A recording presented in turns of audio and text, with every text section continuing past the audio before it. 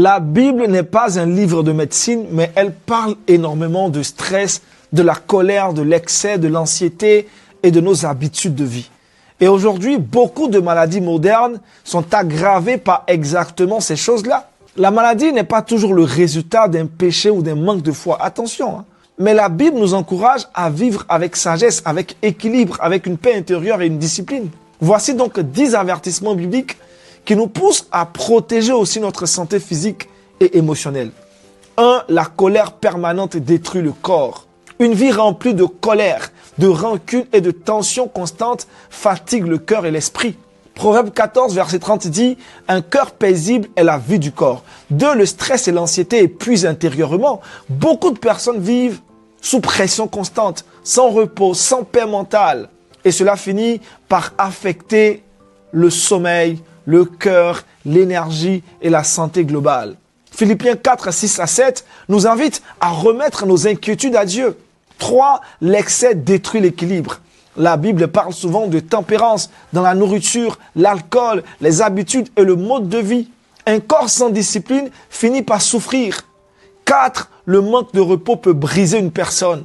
Certaines personnes travaillent sans arrêt, sans pause, sans récupération, sans équilibre. Même Genèse montre le principe du repos. Ton corps n'est pas une machine infinie. 5. Les dépendances détruisent le cœur et l'esprit.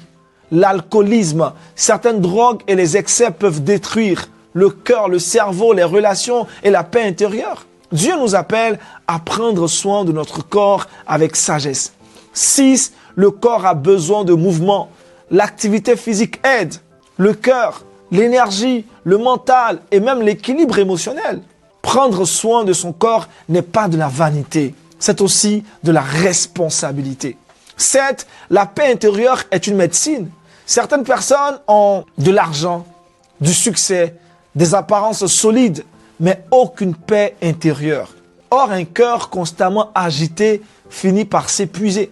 8. Les mauvaises habitudes accumulées ont des conséquences. Beaucoup de problèmes ne viennent pas d'un seul jour, mais d'années de négligence, d'années de stress, d'années d'excès et d'absence d'équilibre. 9. Dieu veut aussi que nous soyons sages avec notre santé. La foi ne remplace pas le repos. Oui, la foi ne remplace pas l'alimentation équilibrée, les suivis médicaux, les bonnes habitudes de vie. La sagesse spirituelle et la responsabilité vont ensemble. 10. Ton cœur mérite d'être protégé. Et pas seulement spirituellement. Ton cœur émotionnel, ton cœur physique, ton mental, ton corps. Tout cela compte. Dieu ne nous appelle pas seulement à prier. Il nous appelle aussi à vivre avec sagesse, avec paix, avec discipline, avec équilibre et responsabilité. Si tu choisis aujourd'hui de prendre soin de ton cœur spirituellement, émotionnellement et physiquement, écris en commentaire « Je choisis une vie équilibrée ».